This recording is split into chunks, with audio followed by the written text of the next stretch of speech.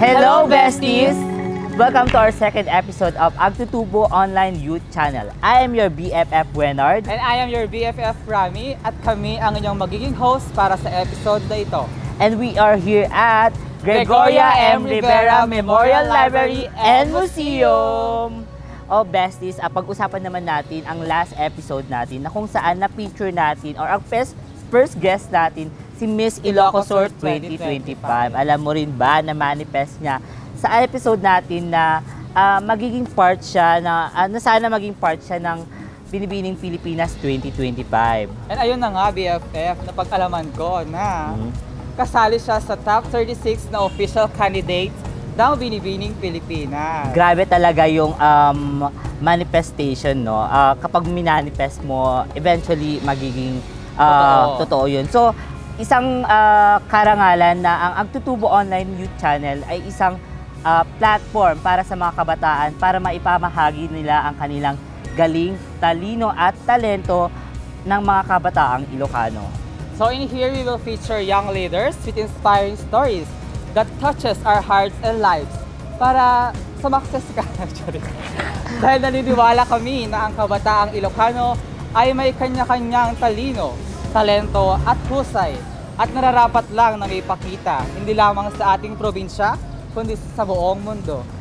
BFF, alam mo ba, ang Provincial Government of Ilocosur headed by our BFF, our #1 besties, Governor Jeremias Jerry Singson and Vice Governor Ryan Singson, kasama ang Provincial Youth Development Office and PPSK Ilocosur President Bukal Big Singson.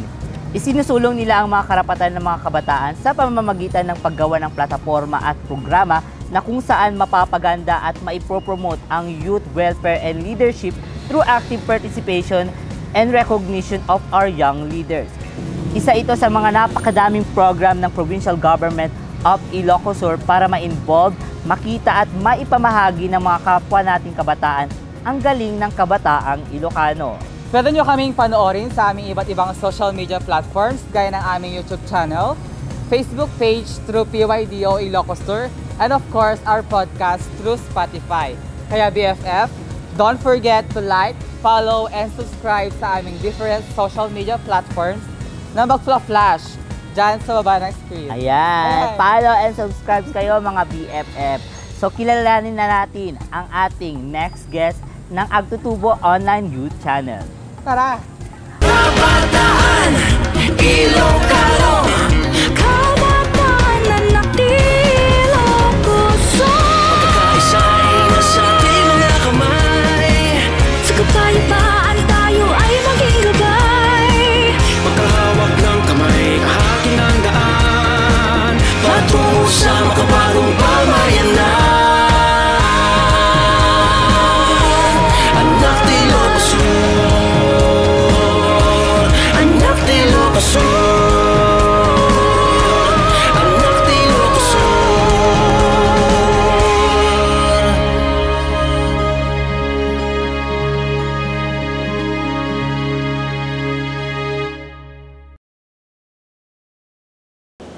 At nandito na nga tayo sa Provincial Library BFF. So, for this month of BFF, kung mahilig ka sa mga literary works such as tula o maikling sanaysay o magbasa ng libro in general, this episode is just for you. Because we will be focusing on literature sa paggunita bilang paggunita sa National Literature Month. Ayan, tama ka dyan, BFF. So, may tanong ako sa iyo, BFF. Mahilig ka bang magbasa, BFF? Magbasa ng libro? Oh. Personally, hindi eh. High school, may mga ilan-ilan lang akong nababasa. Pero more on mga pocket books, gano'n. Pero hindi naman siya totally libangan ko noon. Pero fun fact lang BFF, ang ating BFF na si Bukal Big Singson ay mahilig magbasa ng libro. Ay may mga nire-recommend siyang books na pwede kong basahin. Pero since wala tayong masyadong time, soon, siguro, mahihilig din ako magbasa ng libro. Tama yan. Ako din may lang ko magbasa ng libro. Mga time in, time out. Logbook pala yun. So, huwag natin patagalin pa, atin ang kilalanin ang ating special guest. Our special guest for this episode ay nagsilbing inspirasyon ang literatura. Dahil sa kanyang passion sa pagsusulat, Nakagawa siya ng isang libro, BFF, na naglalaman ng kanyang karanasan at pagtanto sa buhay. Oh, grabe naman yung GFF. At young age nakagawa na siya ng libro. So, wag na natin patagalin pa. Kilalanin na natin ang the author ng The Things I Wrote Instead of Killing Myself, Mr. BFF Eman Trevor. Kilalanin natin siya sa video na ito.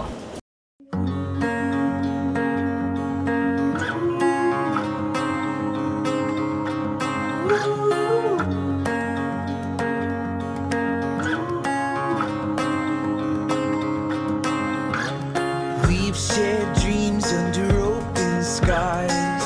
We've loved far and we've traveled wide. The best is yet to come. Danced out late in the pouring rain. Never lost hope, never lost the flame. And the best. So ayan, BFF, kumusta ka today, BFF? And good morning, BFFs. Okay naman, so far so good. Actually, the other day I was really sick. Tapos I was afraid baka hindi ako maka-attend, and I'm so glad I was able to attend today. Ano naman ang pinagkakaabalahan ng isang BFF Eman? Well, I'm a college instructor at the University of Northern Philippines. So yun, trabaho, minsan yung schedule talagang very loaded. And I just got married last February rin. So yun, we are still savoring every moment that we have as newlyweds. So, can you share to us, BFF, kung ano yung nilalaman ng libro and paano siya nag-start? Oh, it started off when I was still a student. Nung student pa kasi ako, I was really, I loved writing, and until now pa rin naman. And nung nagsusulat ako, every write-up that I make, minsan pinupost ko kasi sa Facebook. And there are a few or some Facebook friends na talagang nagko-comment na, why don't you just write a book? And then, unknowingly, sulat lang ako ng sulat ng mga write-ups and all. And then, I have a friend na sabi niya, why don't you compile this one and you publish it? Pero sabi ko naman, parang it's hard to achieve that because for one, hindi naman ako BA-Com graduate. Parang other people might misjudge me for publishing a book when in fact I'm not even a literary graduate, parang gano'n. Para ano yung mga kinonsider mo para i-push yung pagsulat ng libro? Oh yan, maganda yan. Kasi I've come across a quote na sinabing, writing is a social and moral obligation. We don't write for ourselves, but we also write for other people. So sabi ko naman, oo nga, no, yung mga kwento na nasulat ko rito, it's not only about me, but other people may actually relate to it. So sabi ko, oo nga, i-try nating i-publish. Kaya yung libro ko, it's divided into two parts. And one is things I should have written, things I should have said to my younger self. And the one, spontaneous stories that I wrote to kill the night and not myself. So I wrote it basically to cope with my anxieties. I did not actually use the word depression kasi it's a habit term. Yes. And I was not clinically diagnosed with it. So sabi ko, I should not use depression in vain. Hindi dapat siya gamitin ng parang it's too easy to use it. So just to be sensitive with those who are clinically diagnosed with it. So anxiety yung ginamit ko. And then, it's a series of advices na para sa mga kabataan na minsan they feel lost, na through my experiences. Yun na nga, nagawa na yung libro. So, ano yung parang feeling mo, favorite part mo of the book, and paano ito makaka-relate or makakatulong sa mga kabataan, syempre? Well, every part of the book is something I really admire kasi nga gawa ko yan. Tsaka whenever I read it, parang, this was me a year ago, this was me 2 years ago. Pero yung pinaka-favorite ko talaga sa second part, which is the stories I wrote to kill the night and not myself. Kasi yun talaga yung mga parang write-ups, creative writing na sinulat ko para ma-divert yung attention ko sa mga nararamdaman ko na napaka-overwhelming. So, from those write-ups, I was able to save myself from the unknown na hindi naman natin alam yung mga kabataan ngayon. Napaka-prone nila sa, alam mo na, sa mga suicidal thoughts and many more. Na yun yung mga kailangan prevent natin kasi yung mga kabataan, yun yung mga pag-asa ng bayan eh. So, if they take their lives away, parang wala na, parang paano ba to? How should I put it? Parang sayang naman yung mga stories na pwede nilang i-share sa ibang tao. And gusto ko lang din i-share sa inyo na parang mindfulness activity din yun yung ginagawa ni Sir na writing and journaling. And gusto ko lang din i-emphasize na may mga misconception kasi sa mga mga suicide. Trigger warning, suicide. Na parang sinasabi nila commit suicide, which is wag dapat natin gamitin daw yun. Yes. Parang Died of suicide. Parang yun. Died of suicide. Oo, so died of suicide. And yun nga, nakakatulong talaga ang pagsusulat para mabawasan din yung anxiety mo. Last 2021, ma-share ko lang, no? May gift sa akin yung friend ko na journal na note. Yun. From January up to siguro hindi ko naman nabuo that year. Pero half of the year ako na pagsusulat yun. And looking back, last month lang, nung naglilinis ako sa room ko, nakita ko yung mga thoughts ko andun pala. Oh, grabe pala yung mga napagdaanan ko 4 years ago, ganito, ganyan. So, it really helps talaga yung pagsusulat. So, as a young author, BFF Eman, sa tingin niyo po, paano ito na i-promote at tangkilikin ang literatura? At kasi alam naman din nowadays, di ba, na ang mga kabataan ay madami pinagkakabalahan. So, paano kaya natin siya i-involve dito, BFF? Actually, that's one of the challenges siguro ng mga nagsusulat o mga guro to inspire their students to read or to write. Pero I've come across a data na sinasabi na in 2022, Philippines ranked sa pinaka-bottom sa reading comprehension. And I think that's a gap na kailangan nating i-address. And I think through literature, we can actually encourage students, mga kabataan, to read and write, and not only to improve their reading comprehension, their written skills, but most importantly, to really express themselves. Kasi ngayon yung mga kabataan talagang they are into gadgets and they prefer yung mga short paragraphs lang na binabasa instead na libro. Kasi I for one, hindi naman ako agad parang I'm into literature agad. No, it was only an encouragement. May instructor kasi ako noon, and he was really good at like spoken English and many more. And sabi niya, if you really wish to be like me, then read and read and read. So yun naman, read and read and read. And just an advice sa mga kabataan, kapag if you have that fondness sa literature, hindi naman agad-agad you would be good at reading. Agad may mga unfamiliar words, mga jargons na feeling mo pang literature pa talaga. Ako parang ang lalim masyado. It's not for me, parang ganon. It's actually the process of loving literature. Kapag every process ng pagbabasa, kahit deep or hindi man, we should appreciate it. So, PFF Eman, ito naman, ano yung parang naging hindrance or parang nahirapan ka sa journey mo sa pagsusulat ng libro? Siguro yung misjudgment ng ibang tao. Kasi syempre as an Ilocano, why would you write an English book? Parang gano'n. Parang natatakot ako na once this is released, they would question it na why didn't you just promote our, what do you call this one, our language, yung Ilocano, parang gano'n. And other than that, yun nga yung sinabi ko kanina, baka sabihin nila, hindi ka naman graduate ng BA-Com, di ka naman graduate ng English or ng kahit anong related sa linguist sana. So, yun yung isa na talagang nang pull sa akin na to just publish it. Kumbaga, sige maggawa na lang ng blog na tapos post na lang siguro sa social media and all. But then, strong yung force ng mga kaibigan ko na get it published. It doesn't matter what they say. So, maganda talaga na if you surround yourself with the right people, talagang you would radiate. Yung support system mo ba? Yeah, support system. May times ba na parang hindi ko na to kaya pero push pa rin?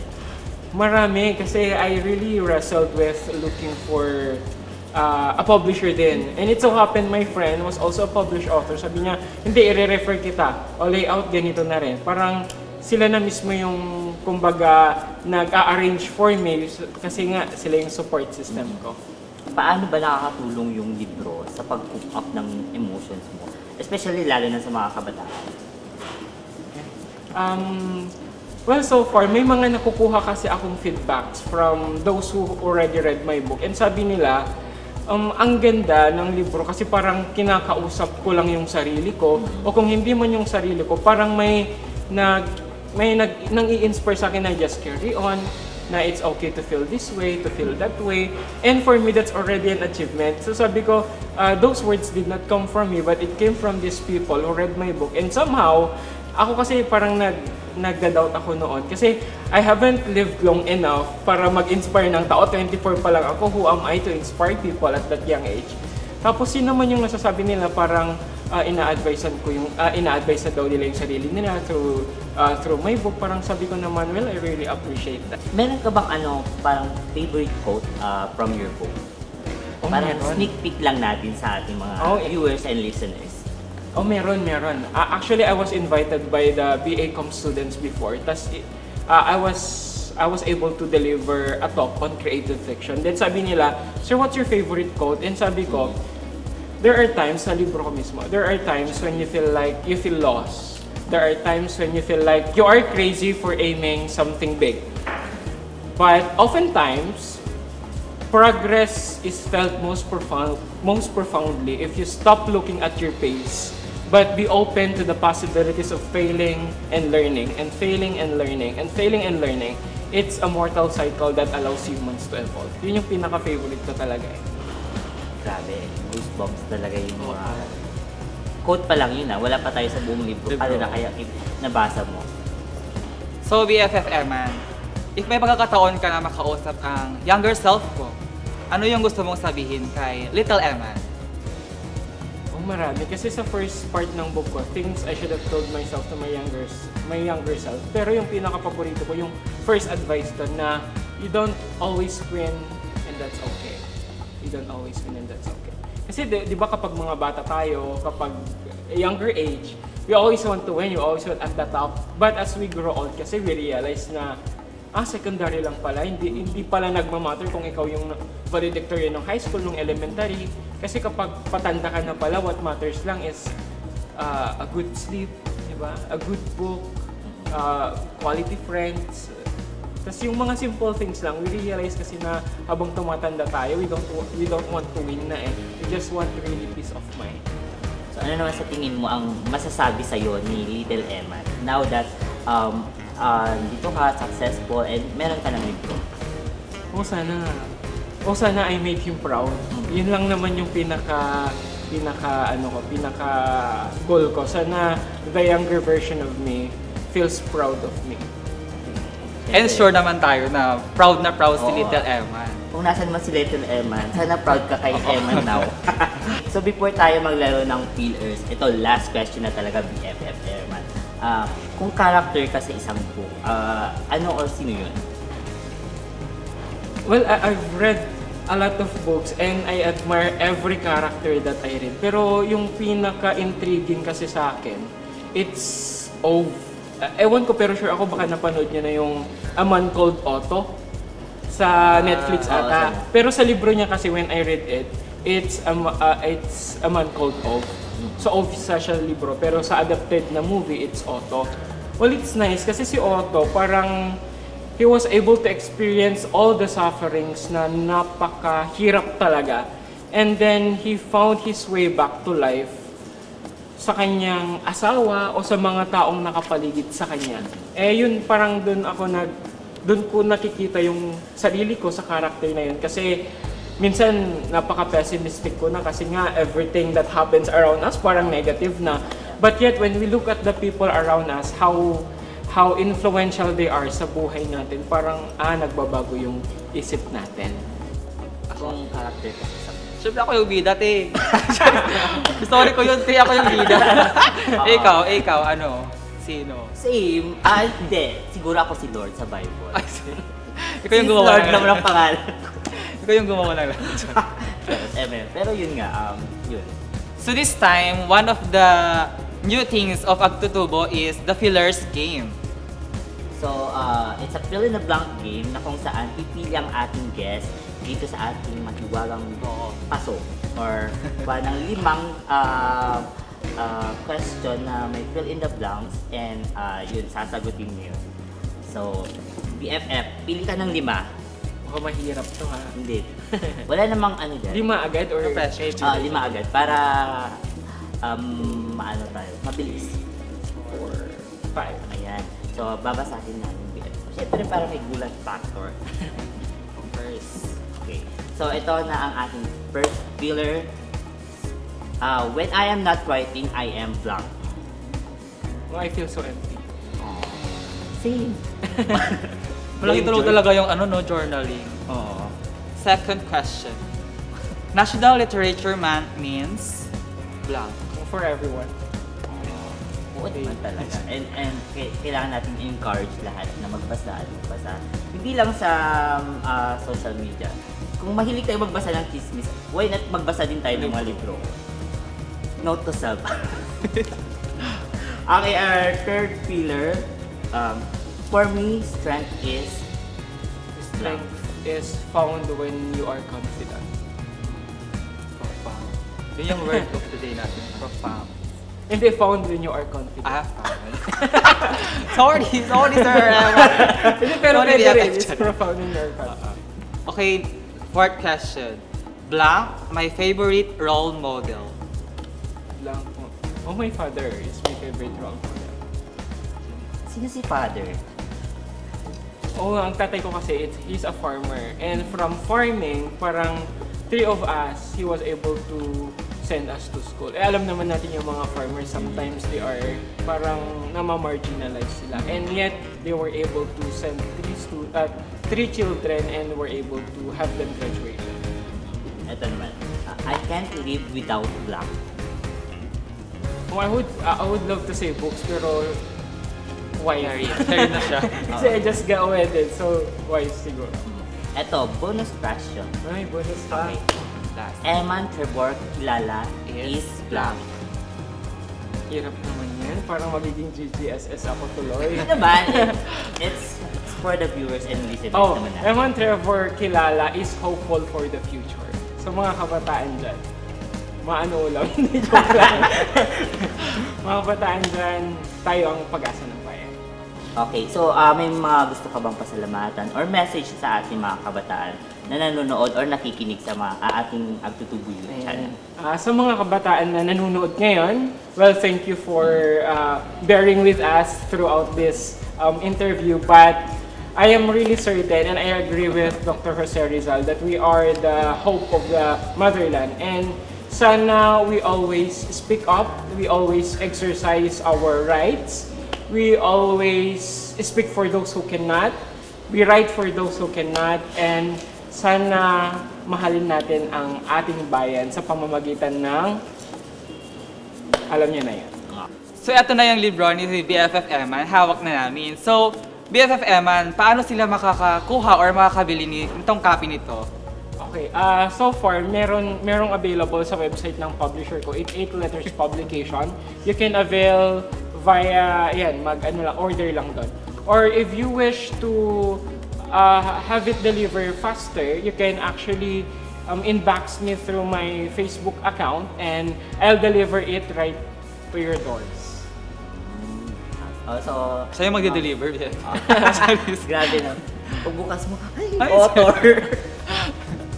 Unfortunately, BFF, dyan na nagtatapos ang ating first special episode.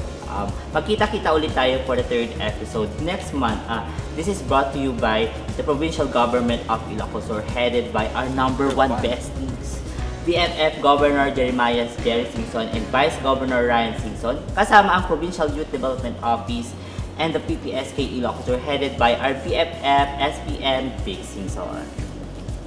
I am your BFF Wenard. I am your BFF Rami. And I am your BFF Eman. And we are your Agtutubo besties. For the youth of Ilocos Sur. Hey!